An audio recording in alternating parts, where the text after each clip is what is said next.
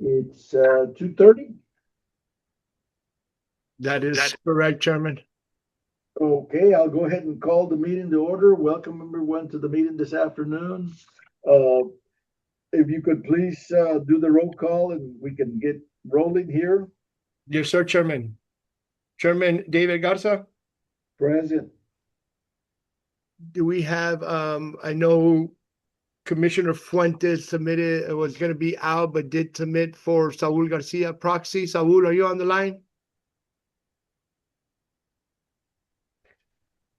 We'll text him. Mr. Daniel Lucio, Present. thank you, sir. Mr. Hudson Dewey. Mr. Joey Trevino. I see him on there. Afternoon, Mr. Trevino. Mr. Rene Estrada. Mr. Estrada. Mr. Joe Khalifa. Present. Thank you, Joe. Mr. Jose Caso. Mr. Jose Caso or Miss Laura Haley.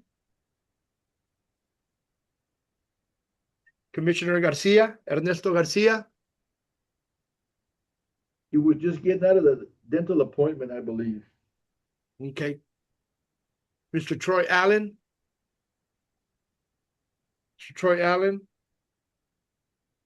Commissioner Olga Ramos. I just got off the phone, Ms. Ramos. She was going to be on via call. Commissioner Ramos.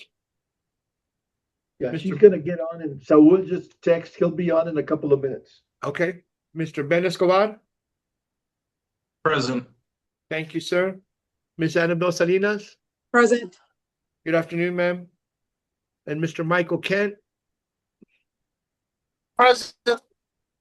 Thank you, Mr. Kent. I see Mr. Caso on the line. Good afternoon, Mr. Caso. Thank you for joining, sir. Yes, sir, Mr. Salazar.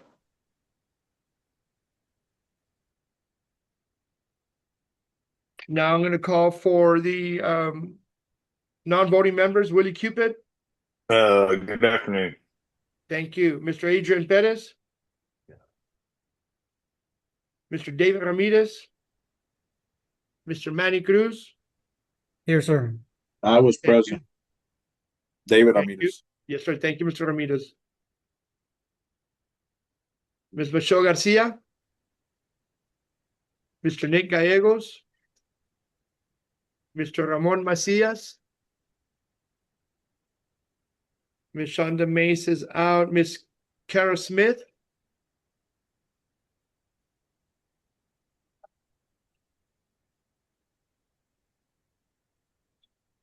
Okay, Chairman, we've got quorum and we're ready to begin, sir. I believe Mr. Garcia just joined us, okay? Perfect. Thank you. I did. Thank you, Commissioner. The only Welcome. one Thank you. pending- The only one pending joining is Saul Garcia, and he's gonna get on in just a few minutes. Sounds good, sir. Thank you. Jaime, did we receive any written public comments? None on my end, sir. I don't know if we have anyone that wants to make a comment on the line right now. No comments If not- received. Okay, if not, we'll wait until 11 and bring it up again. Yes, sir. Item number 4 is discussion and action on the approval of the minutes of the previous meeting of March 18th that you provided to us today. Are there Move to any approve. corrections, additions, or deletions on those minutes? If not, I entertain a motion to approve as presented. Move to approve. Thank you. A second? Second. Thank you. All those in favor say aye. Aye. Aye.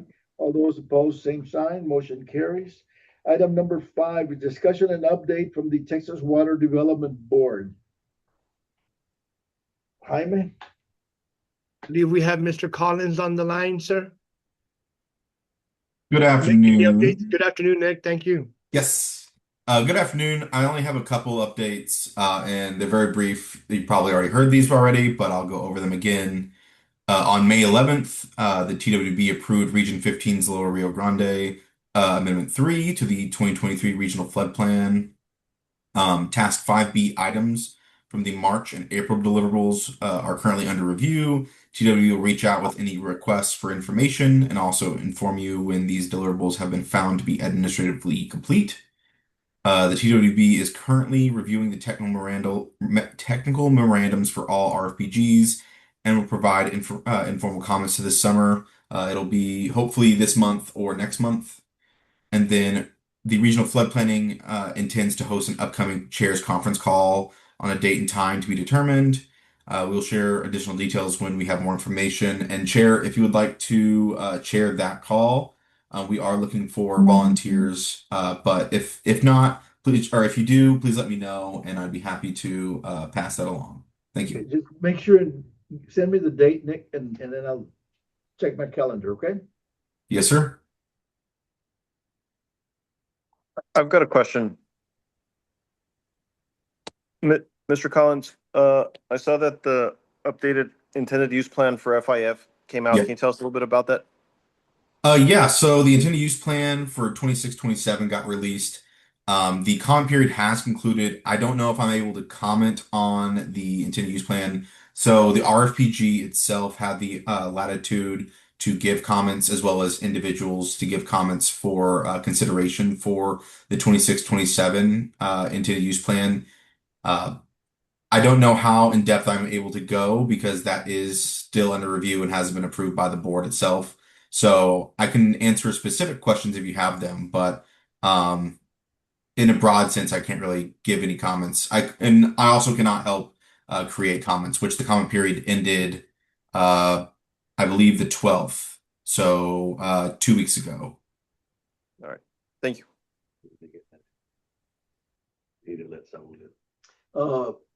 Jaime, would you please let Saul in? Yes, sir.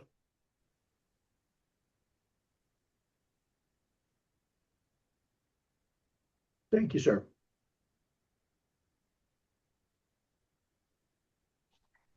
There we go. And I believe we've also got Mr. Allen and Commissioner Ramos on the line also, Chairman. And Ernie. And Yes. Saul. And Saul, yes, sir. Yes. Okay, so I don't know if that answered any of your questions, Mr. Caso, but I guess we got what we can get today from Nick in regards to your question on the RFPGs. Thank you, Commissioner. Yes, sir. So you said that should be available when, Nick? Are For the you next meeting? talking about the intended use plan? Yes, the intended use plan, is that gonna be approved and then turned loose to us? So the intended use plan was to get comments. So the whole methodology behind the 26-27 fifth cycle. So they had you had the option to submit comments based on the methodology that they had created and give comments back saying you didn't like this, you would like to see something different. Region 14 and 6 did. I don't know if Region 15 did because again, I'm not able to be a part of and help make comments for the 26-27 intended use plan. But once that whole process gets wrapped up, PAR, a separate entity in TWB, will then be putting it out and letting everybody know when it is approved. And I believe it'll be a board item at a TWB board item. Okay. Thank you. Any other questions of Mr. Collins? Mr. Chairman, this is Joe Khalifa. Yes, So sir. Nick said that he wasn't aware of any comments that Region 15 would have made. Did Region 15 make any comments? Did any of us make any comments? You know, everyone is on. Region 15 as a unit, I'm pretty sure did not. No, as a unit, we did not. Okay, that was my question. Thank you. Yes, sir.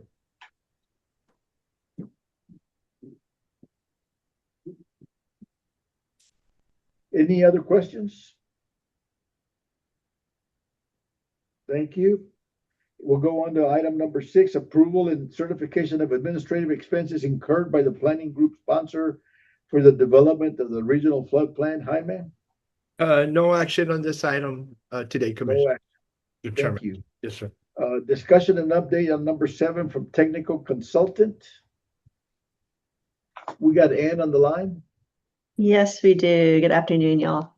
I'm just waiting Jaime, if you can give me permission to share.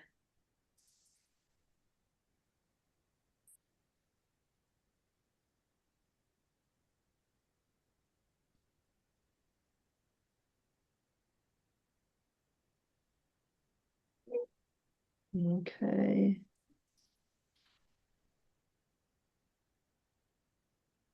You should have that already, Miss Ann. Perfect. Hey, Jaime.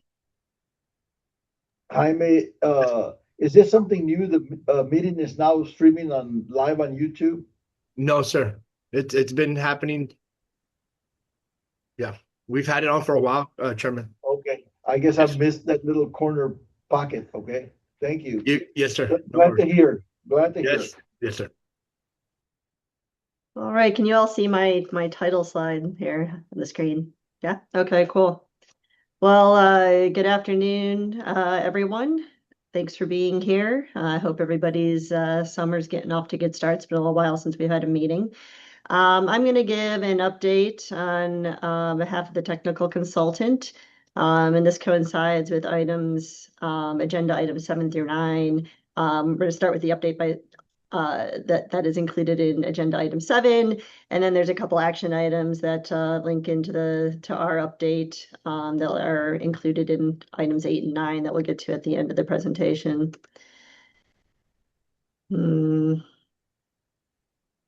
So for our update today, we're going to talk just a little bit about 3 main tasks: tasks 5B, 5A, and 4C. So task 5B covers the list of FMEs to be that were submitted to Texas Water Development Board. I'm hearing an echo. Can everybody hear me okay? Please mute, everyone mute their cell phones. There's an echo. So if Yeah, everyone could please mute their phones, I think that would be helpful. let's I think we're see. good, Ann. Okay, yeah, that's better. It started out okay, then I was getting some weird feedback. Cool. Okay, so yeah, task 5B covers the list of FMEs that were submitted to Texas Water Development Board. Nick mentioned those briefly already, and I'll just give a quick slide on that.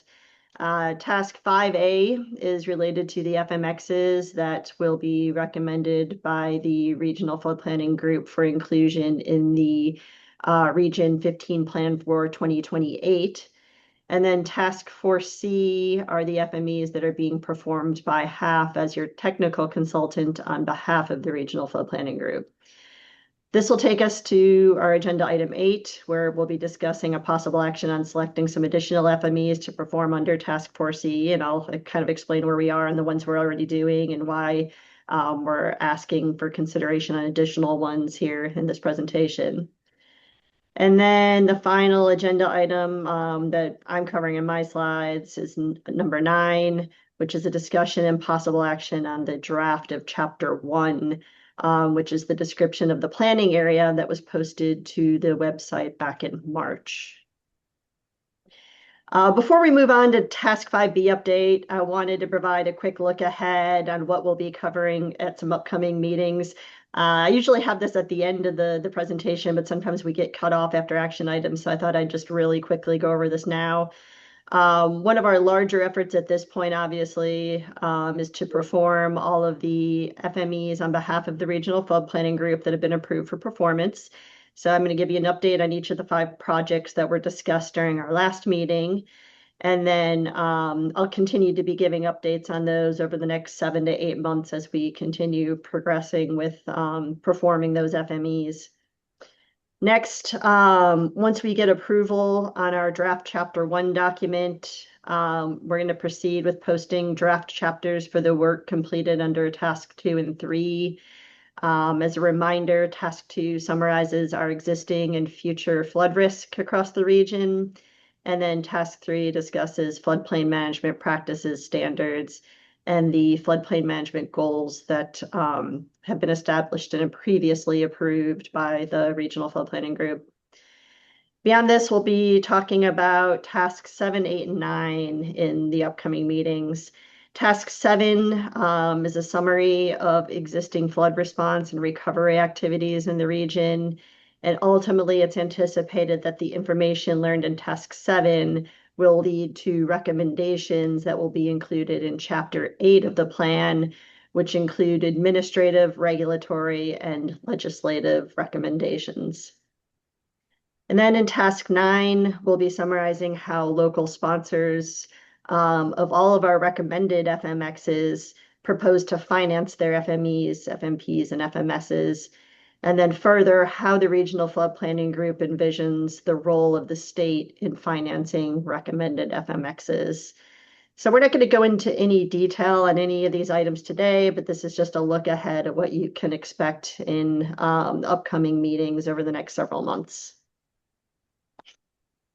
So getting into what we are going to focus on in today's update, starting off with Task 5B.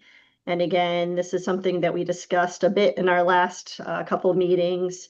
The RFPG took action to approve a list of FMEs for rural areas. That list was submitted to Texas Water Development Board so it could be performed by their technical consultants with the goal of advancing FMEs into potentially feasible FMPs and FMSs. So we had a list of 15 FMEs in March that was submitted to Texas Water Development Board, and the list was prioritized with the intent of having the top 2 FMEs performed within this current planning cycle. The list was reviewed, or it sounds like from Nick's update, there's still some coordination that's ongoing.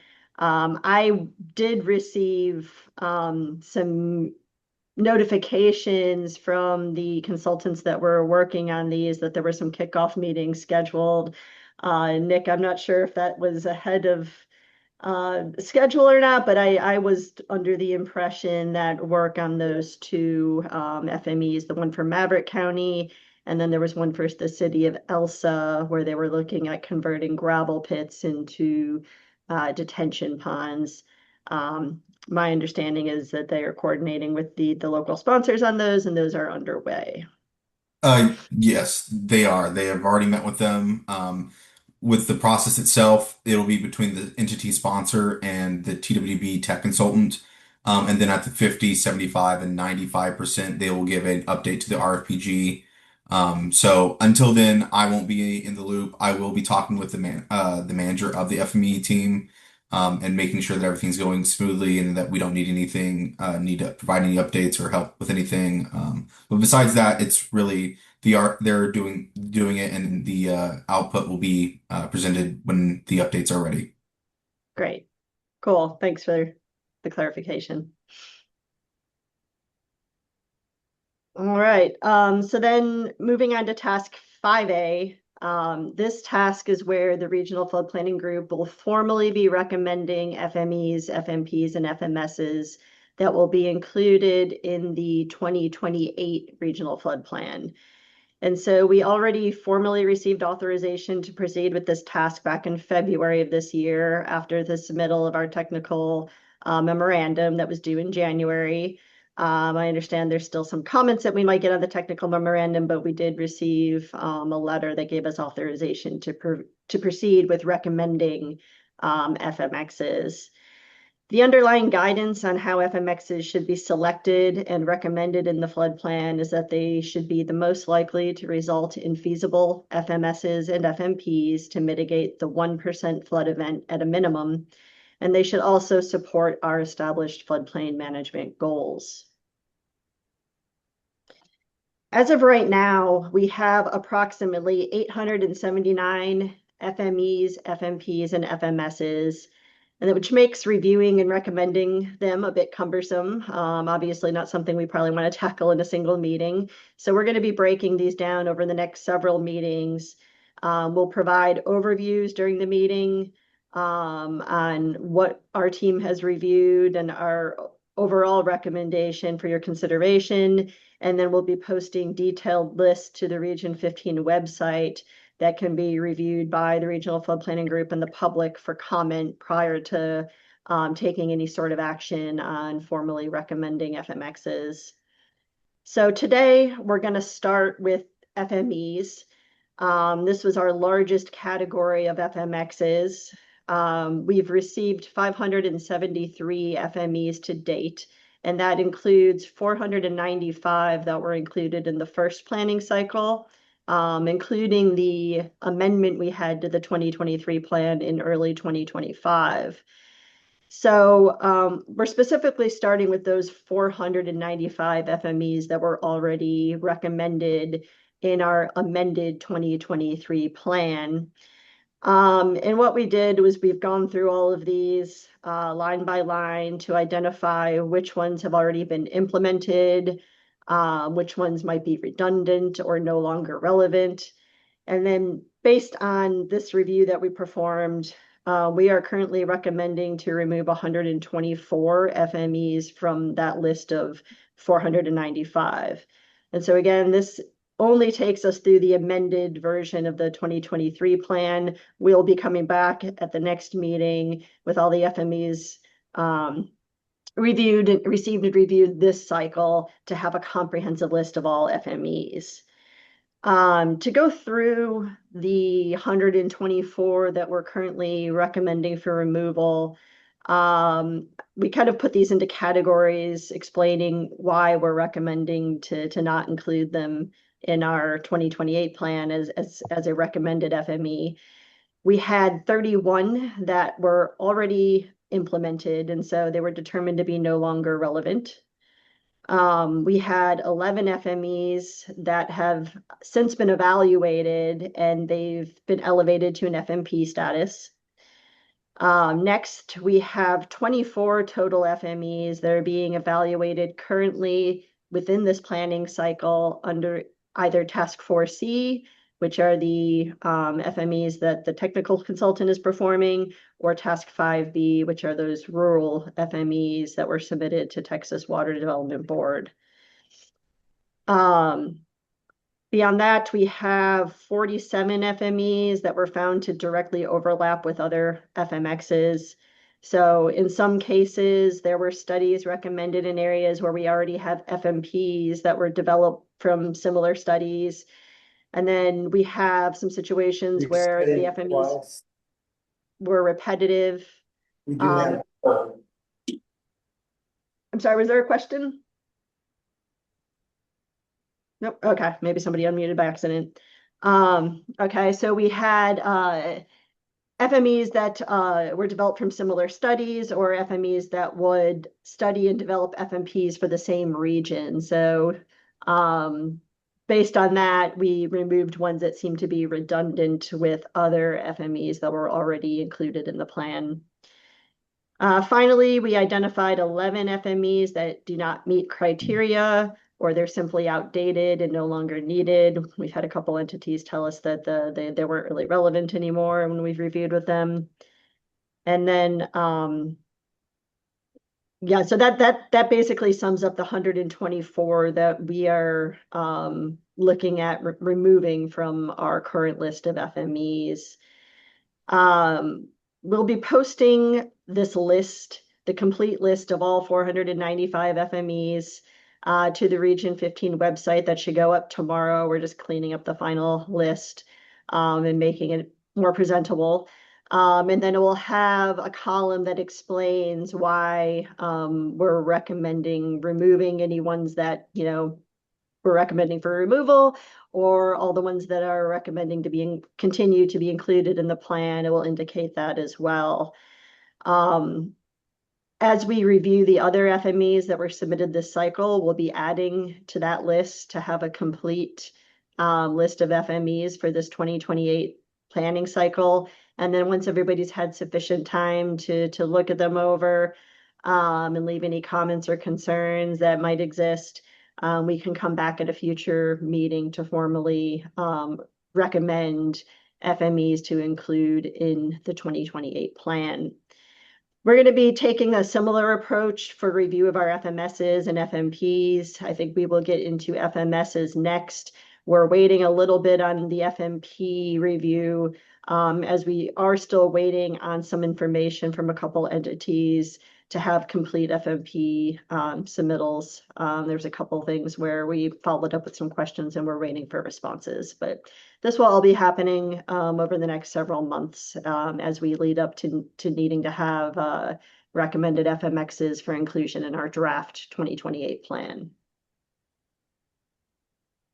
Any questions on this one before I move on?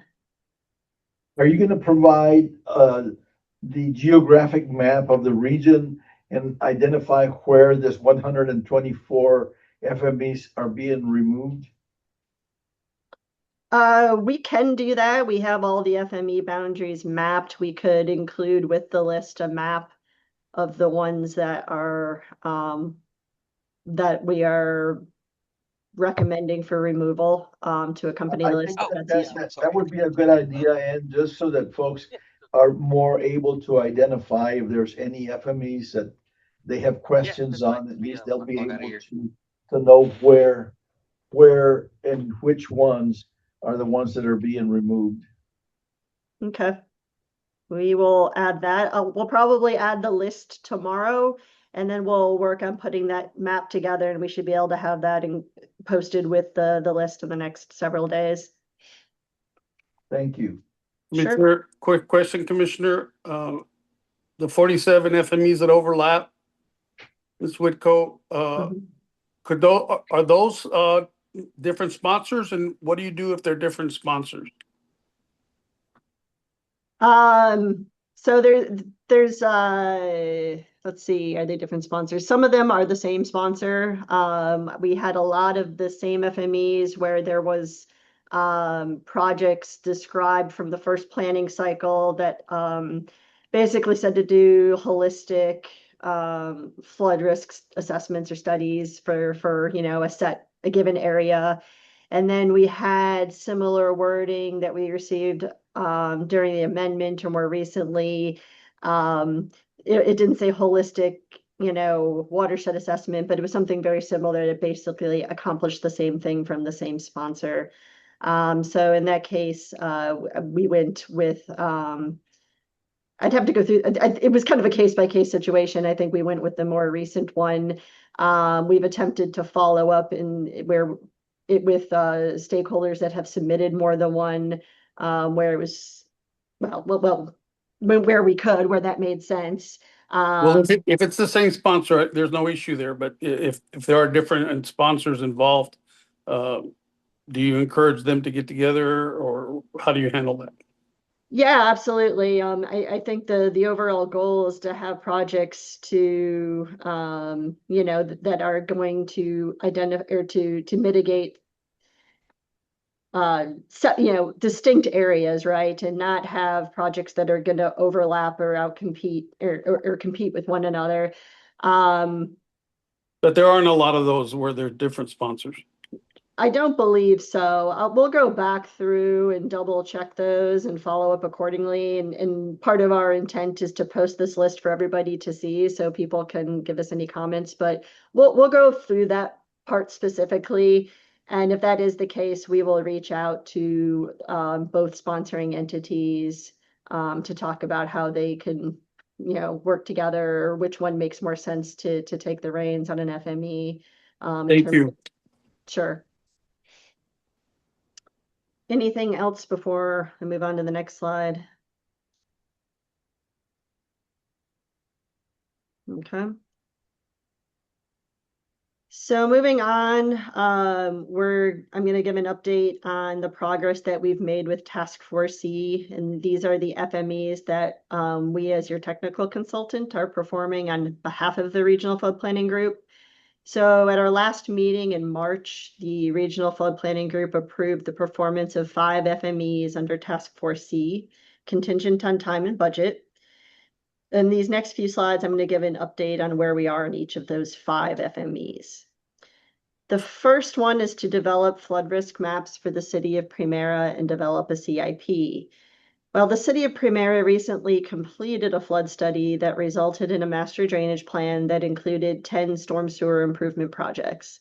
The city submitted this study for consideration to be included in the regional flood plan, and this was done back during the amendment in early 25. But since the study didn't have H&H models that supported a no negative impact analysis or BCAs for any of the projects that were recommended, they didn't qualify as FMPs. So our team is now evaluating those projects. We're utilizing an existing 2D HEC-RAS model that was developed as part of the GLO River Basin Flood Study project to evaluate those 10 project areas and then do the benefit cost analysis on each one, basically just to check all the boxes of the things that we need to include them as FMPs.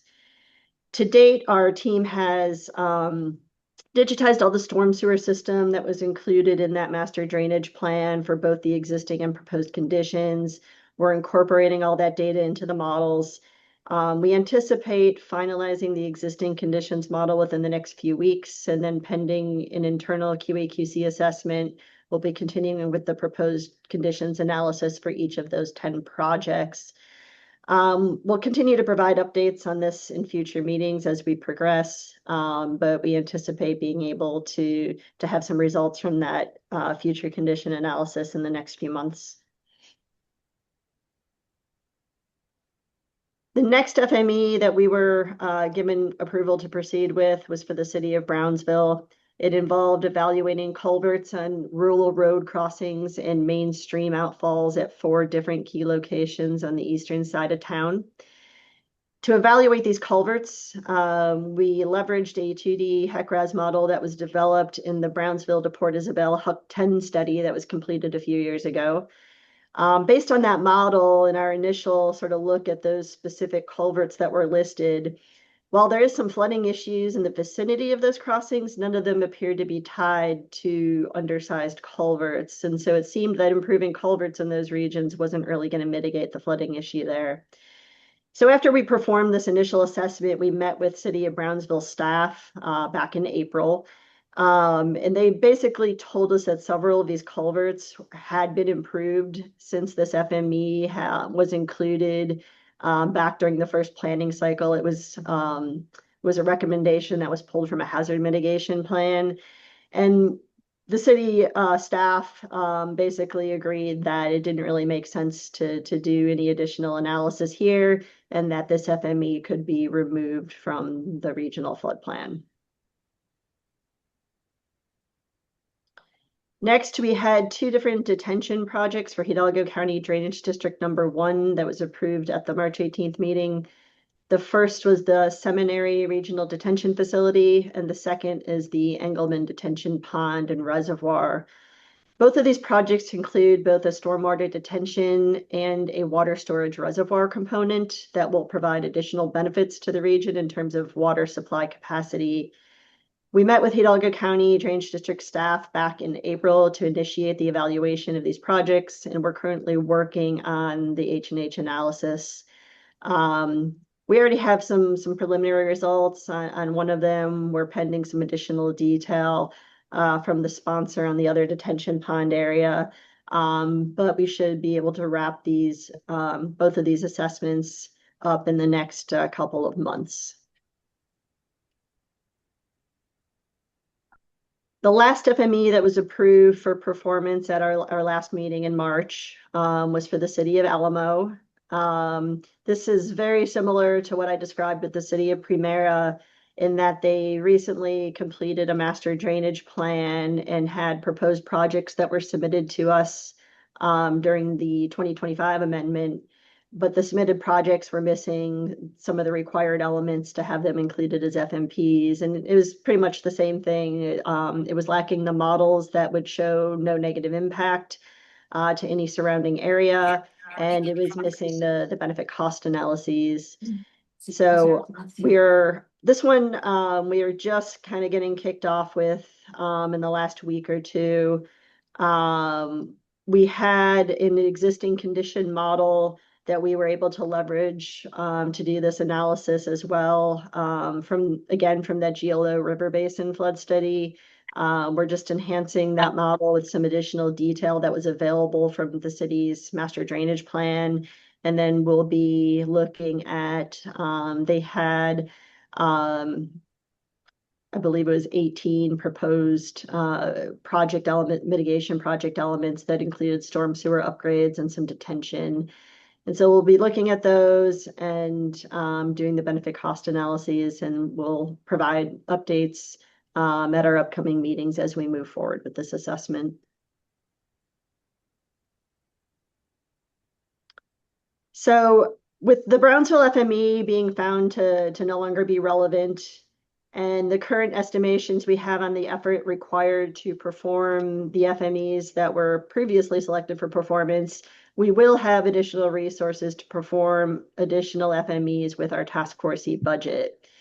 And so the list of projects on the screen represents the next 8 projects in the order of ranking that we discussed at our last meeting, after we filter out projects that are either being studied by other teams right now, or projects that would exceed, it would be infeasible because it exceeds budget and time constraints that we have to work within to be included in this 2028 planning cycle. So to keep things moving forward and make sure that we can dedicate the resources that are available to develop FMPs and FMSs, we're seeking approval to expand that list of FMEs that we can begin evaluating for completion under Task Force C, to include the projects listed on this slide. Unless we receive a different direction from the regional flood planning group, and that's fine if we do.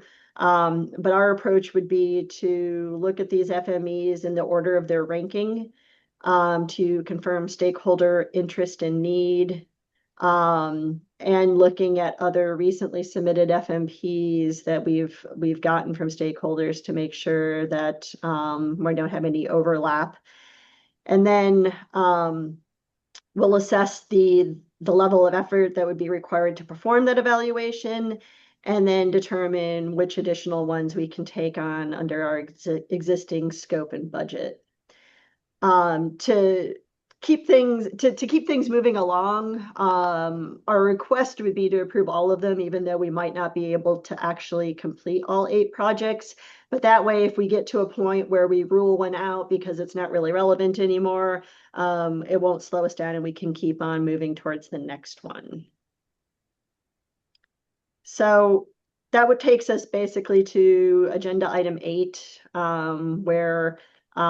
which reads discussion and possible action on additional FMEs for technical consultant to perform under Task Force C. I would add that this should also be contingent on budget and schedule, because again, we might not necessarily be able to do all of them, but we would like to be able to begin looking at these in order, so that we can keep the forward momentum and make sure we're using all the resources we have available. Any questions from anyone in regards to this particular action? Any concerns that anyone wishes to express in regards to the ranking and the project number? I have a question. I'm not sure quite how to word it. Well, we'll try to help. So on the list that's on here, you said it's some that are like, for whatever reason, not relevant anymore, or someone else is working on them. You said you'd like move past that one to the next one on the list. Would you notify us first, or you would just go with it? Notify the regional flood planning group or the local stakeholders? The regional flood planning group. So we were trying to keep things moving forward without having to come back to another meeting because of the time we have left to move forward. So we would provide updates at future meetings. Okay. But I beyond that, I mean, we could, I'm trying to think, are we allowed? I think we could send emails, as long as nobody's responding to them, and Nick, jump in if I'm saying anything that's not correct, but I think we could send email updates as we start going through these and say, we spoke with the city of Brownsville and this North Airport drainage improvement doesn't make sense. We're not going to move forward with this one right now. Is there any reason I can't do that, Nick? No, so the RFPG has the latitude to make the list itself. So the list itself is what was approved. If there is an FME that doesn't work, then that list is what the technical consultant is supposed to be using. So if, say, number 2 is not viable, and they were only approved for number 1 through 8. They could, in theory, move down to number 9 if number 2 is not viable or is not up for discussion anymore. And hopefully that answers that question, Anne, or helps elaborate on it. But yes, I would say it would probably be in the best interest if the technical consultant does send an email letting the RFPG know about the change. If there is an issue and the RFPG does have an issue with that, then that's where we would have to come back to an RPG meeting, or you can let the executive committee know, and the executive committee could make a decision. But that would have to be a separate agenda item from this at a different RPG to clarify that is what we would be doing. But as it stands currently, the technical consultant has the list of approved FMEs that they can do, and if if one of them does not meet the requirements, they do have the latitude to move down without notifying the RPG. But they still, in my opinion, and I think TWB's opinion, should let the RFPG voting membership know that. Does that answer your question, Ann? Well, I'm sorry, yes. Okay, good. Any other questions from anyone in regards to this particular item? If not, I will entertain a motion subject to the two conditions that you gave us and to approve this addition of FMEs for the consultant to perform work on. Chairman, I'll make a motion to perform task 4C as presented, contingent on budget and schedule and email notification to Region 15. Okay. I Is there a second. second? Any other comments, questions, or discussion? If not, all those in favor say aye. Aye. Aye. All those opposed, same sign. Motion carries. Okay, Ann, you got your work cut out for you on this item. Yes, sir, we do, but we are Go ready. ahead and proceed with item number 9. Sure. So item number 9, this is related to task 1, which is a description of the Region 15 planning area. We talked about this a bit at our last meeting in March. We posted a draft of chapter 1 back on March 11th. And then one of our sub-consultants, being Black and Veatch, had previously presented the update to this chapter in our meeting last August. So the chapter updates, changes made to the planning area description since the 2023 plan was adopted. It specifically addresses social and economic statistics of the region, recent flooding events, political subdivisions with flood-related authority, agricultural and natural resources impacted by flooding, existing flood mitigation planning efforts, and it has an inventory and assessment of existing flood infrastructure. We have not received any comments to date, but wanted to bring this back to the Regional Flood Planning Group to see if it was ready for approval, or if there was additional time needed for folks to review it.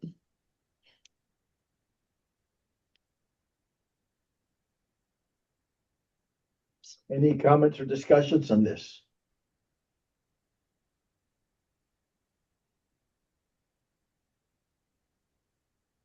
And what could be done if there is any proposed change or concern on this particular, on chapter 1 of this document? You mean if we approve it and then there's comments later, or? Right. Mm-hmm. If that happens, we can bring those comments back to the Regional Flood Planning Group at a future meeting and adopt them later. I believe that's correct. Nick, you can tell me if I'm wrong, but I believe we are able to do that.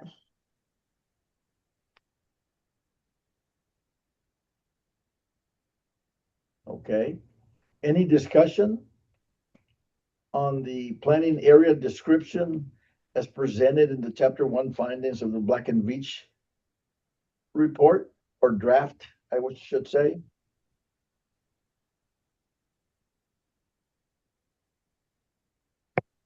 Hearing none, we will proceed with a motion to approve as presented the draft of the chapter 1 review. So move. Is there a second? I'll second. Second. Any questions, comments, or discussion? If not, all those in favor say aye. Aye. Aye. Motion carries. Thank you, Ann.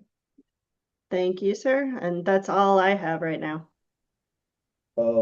Item number 10 is presentation from FNI on the TWDB Nature-Based Solutions Guidance Manual. Yeah, good afternoon, everyone. I'm going to share my screen here if I can. Pull Yes, up sir. pull up presentation and I'll get us started.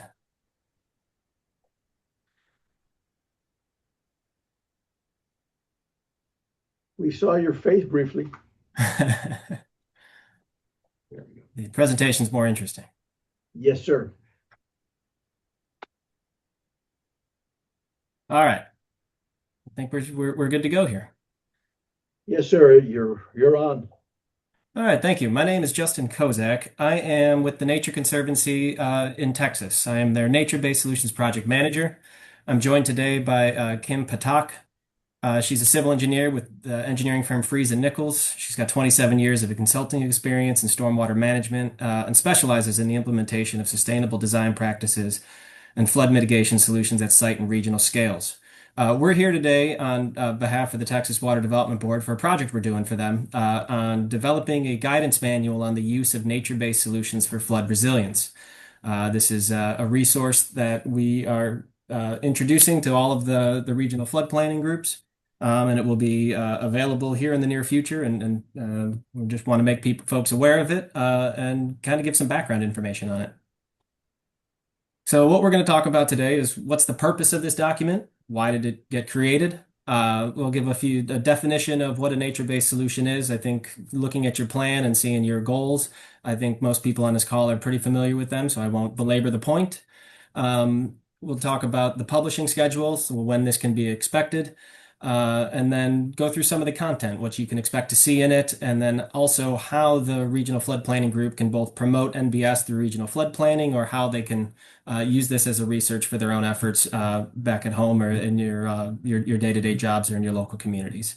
We'll end with some key takeaways there. So to begin with, I kind of want to talk about where this project started and the impetus for all of this.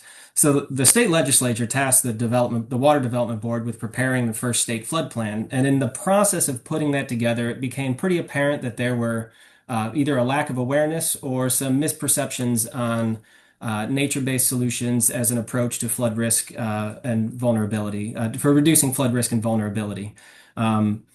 So they identified this as a research need for Texas, and to bring this awareness and to kind of tackle some of these challenges associated with this strategy for addressing flood risk, and to ultimately to hopefully get some more of these projects in the state flood plan for some of the benefits that they can bring that traditional approaches to flood infrastructure can't bring. What we're looking at here on the page is a snip from the 2024 state flood plan that identifies that there were only 8 nature-based solutions, FMPs, in that document, in that first state flood plan. That's a little bit of a misleading. If you recall, when you went through your flood management projects, there was a column in there that wasn't a yes, no, is this a nature-based solution? It was a percentage of a nature-based solution by cost. And so there were actually over 200 FMPs that were nature-based, that had a nature-based component to them, but only 8 of them were identified as a nature-based solution, leading to some confusion and some difficulties there. And if you recall, in the Flood Infrastructure Fund, you can get additional grant dollars, additional percentage points in grant dollars for having a nature-based solution. So there's some issues here to work through and making sure that we can promote these, that they wind up in the plans, and that folks readily know what they are, how they work, and can get paid the money needed to implement them. So the goals of this project are threefold. there's a lot of information out there on nature-based solutions. The term itself has only been around 15, 18 years, but as a practice, it's been around for a very long time. However, nature-based solutions is pretty broad. You're trying to solve problems using natural processes. Not too many of the resources out there are specific to flood risk itself. And even fewer of them are specific to Texas itself. As we all know, Texas is a big place, lots of geography, lots of different, types of flood risk. And so we wanted to look at all of these resources that exist, all of this research, these case studies, these best practices, and combine them into a document that is accessible to Texans across the state and makes sense in the Texas context. The second goal was to provide strategies and tools to address common barriers and challenges that emerged in doing all of this research. To put this together, we started off interviewing dozens of experts around the state who are engaged in either researching this, implementing these types of approaches, or have experience working at the local level on these types of projects, engineering firms. We also surveyed, and we had over 270 responses to that survey about asking people questions about, have you used these? How do they work? What do you think about them? What are the needs and all of that? And that really drove how we framed out this document and what we tried to pull together to provide as this guidance manual. And then the other goal is we want this to be a working, useful document, right? We want this not to just sit on a shelf. We want this to be something that people look to reference, to guide their work moving forward, to introduce them to a concept, but also to dig in deeper into ideas that they already have. And so this exists to support the implementation of nature-based solutions into the regional flood planning process. And Kim is going to talk about some ways in which we can see that happening. And then also be a resource at the local community level for when you're planning out, your community plans and your projects in the future, making sure that you're not missing an opportunity to incorporate a nature-based solution where it makes sense and where it's appropriate. The audience for this document is local government. The primary audience is local government officials or representatives charged with planning, developing, or managing community infrastructure assets. There's quite a few people that are on that list, but this is also going to be useful for other community groups as well as, private industry, practitioners, developers. For example, your city engineer could look to it when thinking about capital improvement planning. You all can look to it and consider it and task your technical consultants with saying, as we're doing FMEs, we want to make sure that we're not missing an opportunity for a nature-based solution for whatever reason. And floodplain administrators. This is a huge target audience for this document. As a non-practicing certified floodplain manager, I can say with confidence that floodplain managers have been talking about nature-based solutions much longer than the term has existed. Maintaining the beneficial use of the floodplain as a nature-based solution. This is a group of people that is going to appreciate this document and find ways and tools and resources in it to make it useful in their local communities. So, been talking about them quite a bit. If you're trying to look up a definition of nature-based solutions, you might get a little confused because many of them are very long-winded. They get a little technical. Most of that should just get thrown out the window in my mind because it just leaves people asking more questions. In short, we are trying to use nature to solve problems in a sustainable way. That's it. You can work out the details later, but you're just trying to let nature do the work for you. You're trying to let nature provide these other benefits for you that otherwise you might have to, build and maintain yourself in a different strategy. So one of the primary arguments in terms of going for a nature-based solution as opposed to a more traditional approach to flood infrastructure is the co-benefits that can come along with it. Right? If you're putting in a nature-based solution for flood risk reduction, you could also get benefits for your community for water supply and drought mitigation, possibly for water quality and public health, for urban heat reduction and air quality. It could also provide recreation and other social assets. This ability to have multiple benefits, or the other way I like to think about it, is to address multiple challenges facing a community in a single project, makes it so that you can not only be more effective and efficient in addressing community problems and more holistic, but also it opens up other avenues of funding for both the implementation and construction as well as the maintenance of those projects. So this manual, while nature-based solutions focus on many different challenges that society faces, this manual really hones in on the nature-based solutions that are specific to flood risk reduction. We also recognize in putting this manual together that we're not starting from scratch, right? There is an awful lot of infrastructure out there that we are dependent on, that we need, that is critical and that works and functions well. But we also know we're missing opportunities for other approaches to these types of to this type of challenge. And so the projects and how we talk about it in the manual spans from hybrid approaches that complement existing infrastructure or supplement or enhance existing infrastructure to projects that are both gray and green to just your natural approaches of maybe it's floodplain restoration or strategic conservation of areas that are flood prone and hold floodwater during larger flood events. So there's this range of approaches, and context really matters in every single one of these projects anywhere in Texas. And so understanding how it fits into the existing system and how you can build on top of that and add value to projects is really part and parcel what we've built into this manual. And just a couple of examples here, and I have another list of just the categories on the next slide. But for example, most of the FMPs we've seen in the state flood plan and regional flood plans are channel projects and regional detention basins, right? So a channel project, if you step back a little bit and think about it as a nature-based solution, you could almost think about it as channel and floodplain restoration, right? Channel restoration to reduce the erosion, and make sure you still have that channel efficiency. But then you can introduce some floodplain reconnection or floodplain benching to have some of those storage areas. So you have a functioning channel that's efficient enough to carry water in low flows and in high flows. But then you also have that storage space for that water, creating a more, that it also contributes to water quality and reduces erosion and downstream reservoirs filling up with sediment and causing other problems.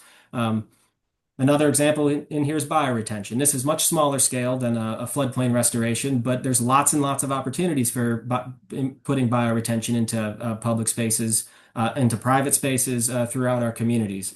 It's not going to have as big of an impact, but it has a localized impact that can be pretty important, and it also introduces green space into areas that may be lacking significantly in green space.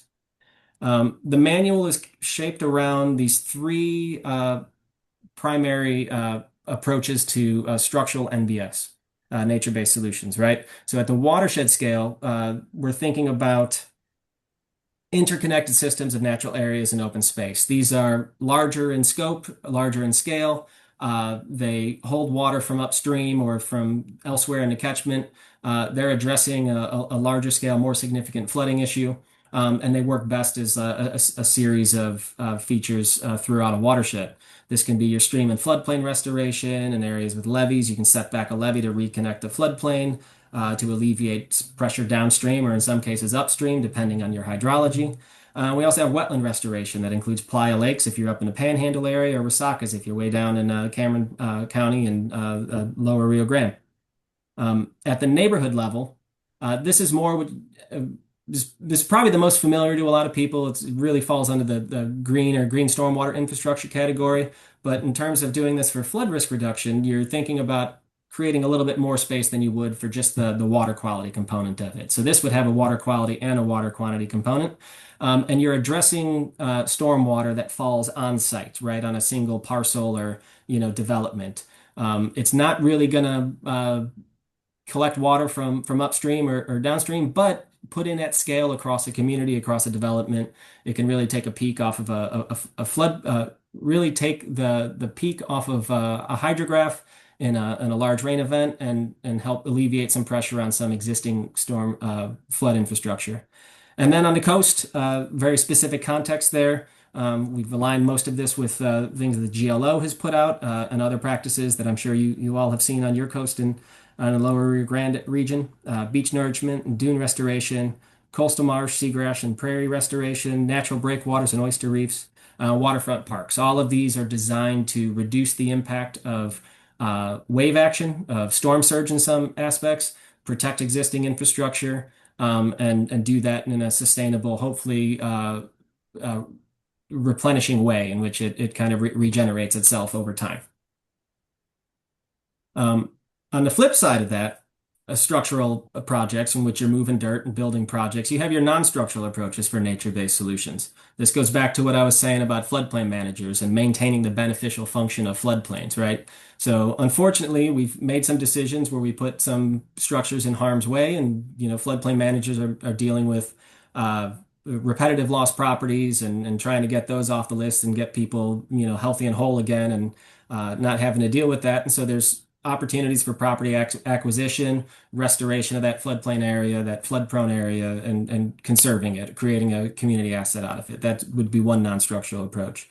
Rules on the books. If we think about what we know now, and if we had known what we know now 60 years ago when we made some development decisions, we'd probably have a different landscape and a different risk profile, very different risk profile than we do have now. And so this is this idea of making decisions that regulate development in the floodplain. I know in your regional plan, there's a recommendation for some higher standards or for floodplain easements and all of those. And I'm happy to see that there and keep promoting those. Those will be reflected in this manual as well. Even simple things that don't seem to be too important, but such as promoting native vegetation and design criteria in your planning documents and your development documents. Native vegetation is much more drought resistant and used to existing in this location, and it can reduce costs over time and perform at a higher level than many other approaches. Part of this manual includes an appendix that has model ordinance language so that folks can look to this language to see how it reflects on their own ordinances in their communities and to see how they might want to change it. So not so that you're saying you have to do a nature-based solution, which some places do say that, but other places have looked to it and said, you know what? We're precluding considering all of these other options by the specific language we have in our ordinances. If we change our ordinance language, we're not precluding doing anything in certain ways, but we're making sure it's open to doing it a different way, where maybe we're getting some co-benefits with those projects if we're putting in a nature-based solution. With that, I'm going to hand it off to Kim, who's going to talk about the schedule and then the manual in more detail. Kim? So I bet you're all wondering when this resource will be available. So we are really close to releasing it for public comment. We've submitted a couple of the sections to the board just this past week. We have one more section to submit to address stakeholder comments and the board comments. So the draft manual should be out for public comment period in the coming weeks. We expect it to hit the streets in July. And then based on that feedback during the public comment period, I believe it's open for a 30-day period. Then we'll take a look at that, see the comments to address, and get that fully rolled out and finally published the fall of 2026. So the link there is to take you to the project page for the manual. And there's actually at the end of our presentation a QR code that'll take you directly to there as well. So this slide here provides you basically the framework that we have and the outline of the manual. It basically is showing you the approach to nature-based solutions from a planning stage all the way through implementation.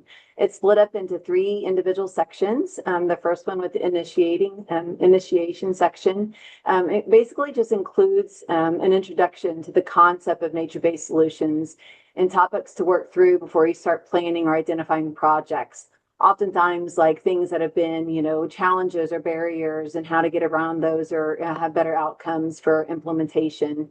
Also looking to potential funding opportunities for nature-based solutions and, why you should include these elements into your projects.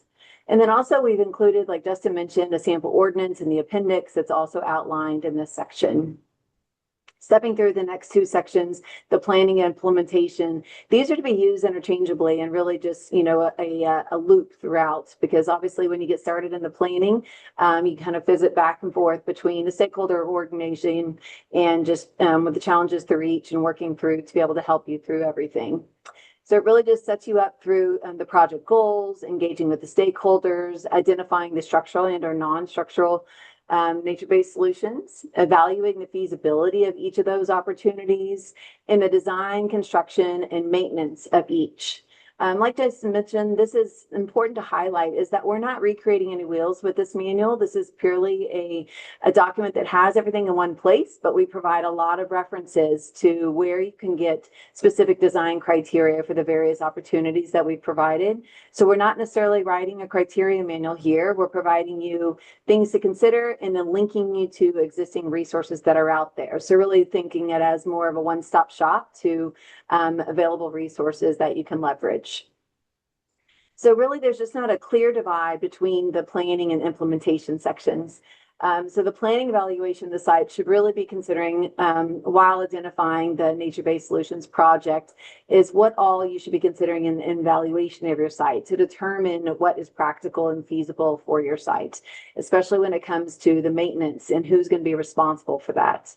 And also with the stakeholder engagements, very important to make sure you get those stakeholders involved in the very beginning of a project, to make sure you get community buy-in and financial buy-in, maintenance all the way to the end. And then truly wanting to make sure that there's a feedback loop between the planning and the implementation sections, because there's definitely not a true definitive break between those sections. It's an iterative loop that really relies on adaptive management as you're stepping through things. Because the nature-based solutions is a living system that adapt over time, our management and understanding of them has to adapt with it. So including applying lessons learned from one project to another to rely on that for your future planning of the next project. So a structure like this is perfect for your regional planning effort that y'all are working through right now because of the major educational opportunities that nature-based solutions offers for your community and provides you some guidance on recommending and adopting floodplain management standards and identifying those flood mitigation solutions with a nature-based element to them. And then also there's a section in there about identifying the eco benefits to a project really can enhance your benefit cost analysis and how the nature-based solutions can be implemented into each step of the regional flood planning process. So in this slide here, it's really just speaking directly to the scope of work for the regional flood planning exercise. The tasks at the top are really just straight out of y'all's scope of work and the elements that y'all are trying to promote. So as in task 3 for your floodplain management practices and your needs analysis, the manual can be leveraged to be able to set the goals for your nature-based solution implementation and recommend specific practices for your FMXs. There's the ordinance language, like we mentioned, and then various floodplain management practices available. In task 4A of your scope, this is when you would start talking about the opportunities for nature-based solutions with your local sponsors. So really encouraging when they're including projects to leverage in and to lean in to how you can take a project further to really enhance the project, not only to be able to provide more community benefit and environmental uplift, but also just to allow opening up for more funding opportunities for your community because of the added benefits that you're offering rather than just being about flood risk reduction. It also enhances the community, enhances the environment as well. So it allows you to qualify for larger funding mechanisms.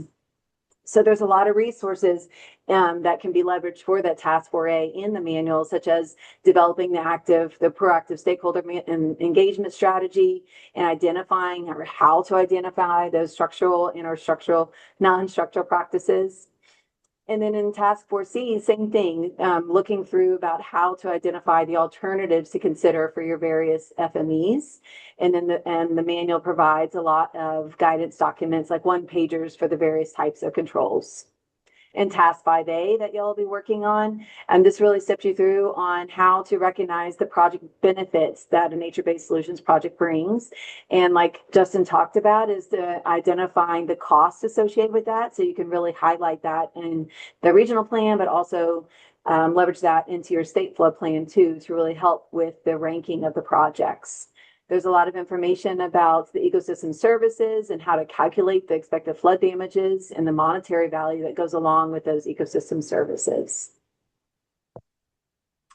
So some of the key criteria that to be captured in the regional flood planning is to really highlight all the eco benefits that a project can bring. So not only do you have the nature-based solution element, But so right now, you really want to structure on what type of floodplain project are we dealing with. We really want to make sure that we get the right category. They're not necessarily the category, the project type isn't necessarily used for the project ranking right now, but what is really used is the percent by cost. And so really leveraging how much of the project would be considered a nature-based solution element. So, for example, if you had just a straight up concrete channel, which you would get a 0% nature-based solution component, or if you had a full stream restoration, it would give you 100. But most of our retrofit projects or our flood reclamation projects are more on the hybrid scale, right? Where you might be able to put in a flood bench into your channel that would convey your more base flow channel and give you more environmental uplift. But you might not be able to, do a full floodplain reclamation because you're confined within maybe a 20-foot or 40-foot channel easement. So, but being able to replace some of those more engineered slopes or hard armored slopes with more of, a bio slope or a geobag or something might be able to give you more added benefit to that. And so really leaning into that percent cost that could be included in there. Also, and just in the other benefits to consider, just making sure that you are recognizing all the benefits that your project brings, whether it's, educational benefits to your community, but making sure as you step through and next slide, Justin, and making sure as you step through in describing each of your projects that you're not just focusing on the flood benefits of the project. That obviously is an important thing to recognize in talking about what kind of flood risk you're getting, but also all the other added benefits really need to be highlighted. You need to be focusing in on checking as many of the co-benefits boxes as possible, whether it's environmental uplift or community resilience, stakeholder involvement, how you're sharing partnerships between various communities, whatever it might be to really enhance the wide variety of benefits that each project is bringing. And really some of the key takeaways here is we really wanted to just make sure that everybody understood that the need to really begin early in recognizing how a project could be enhanced through implementation of nature-based solutions, really starting early in that stakeholder coordination of who's going to be responsible for maintenance, what's important to y'all's community, who's going to be taking the ownership in it, and really, citing the goals for the community in advance or in addition to just the flood reclamation component of it. But then also recognizing that it really opens up a large amount of additional funding opportunities. I always like to give an example of a project I'm working on right now for the city of Austin, where we're doing a stormwater park, and our project became the #1 selected project for the Water Development Board's Clean Water State Revolving Fund. This fund is typically thought of as a water wastewater funding mechanism. However, because we are including all the water quality benefits of our project, because water quality benefits a water supply, the Clean Water State Revolving Fund ends up providing a lot of added benefit and a lot of funding for this straight up stormwater project. So we were able to secure over $20 million on a $100 million project to go towards the implementation of this project, because it is a stormwater park and because we are doing more than just flood reclamation, we're actually improving the water quality as well. So it opens up all kinds of different opportunities if you can include more than just the floodplain component to the project. And to wrap things up, y'all, so Justin and I went over a lot of information today. Please feel free to reach out to us if y'all have any questions. But again, we're be looking for the public comment period of the manual here coming in a couple of weeks, and it'll be up for a 30-day time period. This QR code here will take you to our project page on the Texas Water Development Board website. And thank you for your time.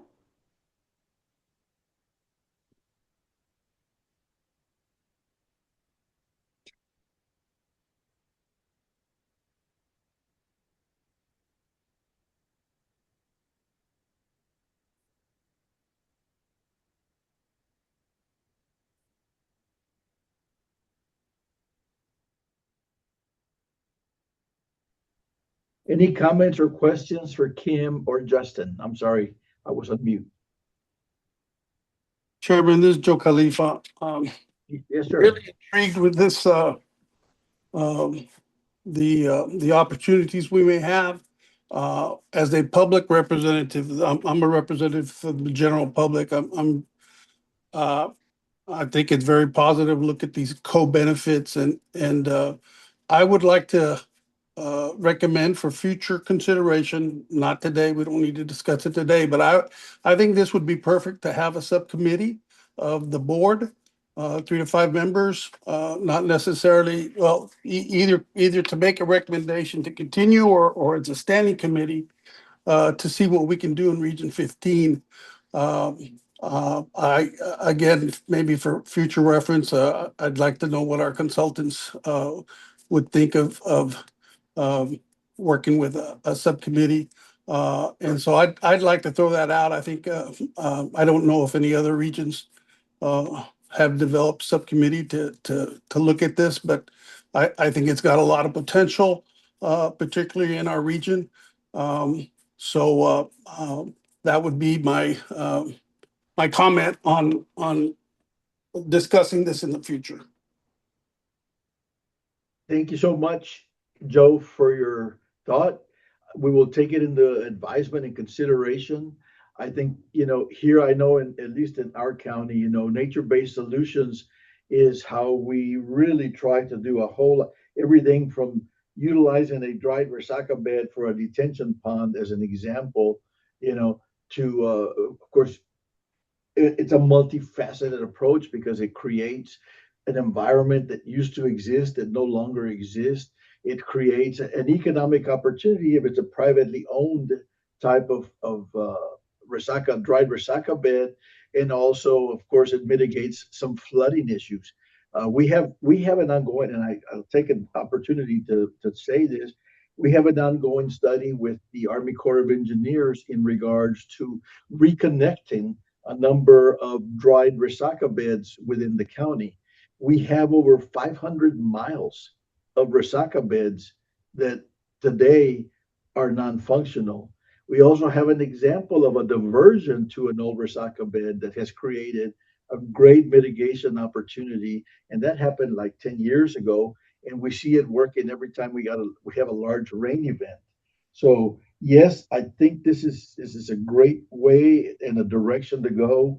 I did get also a text from another individual, and I'm going to throw this out to the whole board, whether or not maybe we should be looking at having an in-person meeting sometime in the near future so that we can not only do our business, but also have an opportunity, to have even members of the group nature-based alternatives that have been proposed. And I would like to ask Ann Whitco to look at our current inventory of FMEs and FMPs and to see how many of those are or have a percentage of which is a nature-based solution associated with the project. Those are just some thoughts, but I think that your presentation, Justin and Kimberly, is extremely well put together. We'll have an opportunity to review it and give you some feedback, which would be great.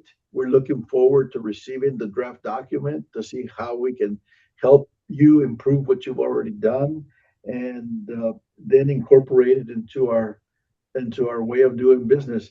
One thing that comes to mind to me is how can we utilize and how can we enhance mitigation opportunities that are being created by new economic engines that are coming to our area, and allowing and crediting folks for doing nature-based mitigation incentives.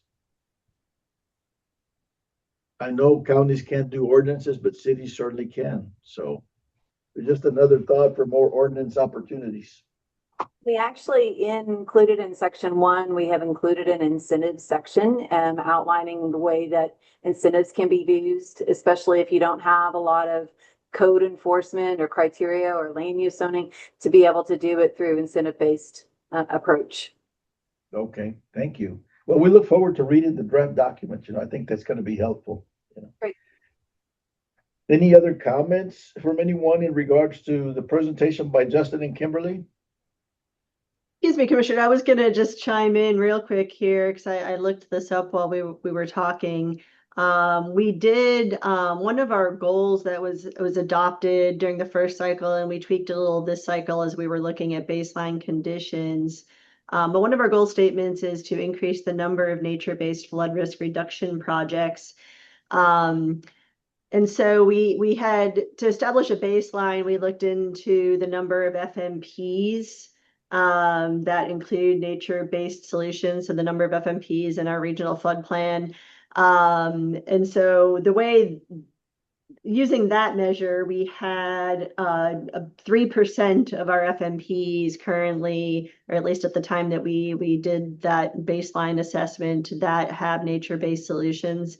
I'll note that I do believe there are other nature-based projects going on in the region that aren't picked up in our FMP list. It's just having consistent ways to be able to track that. That was the tough thing with us.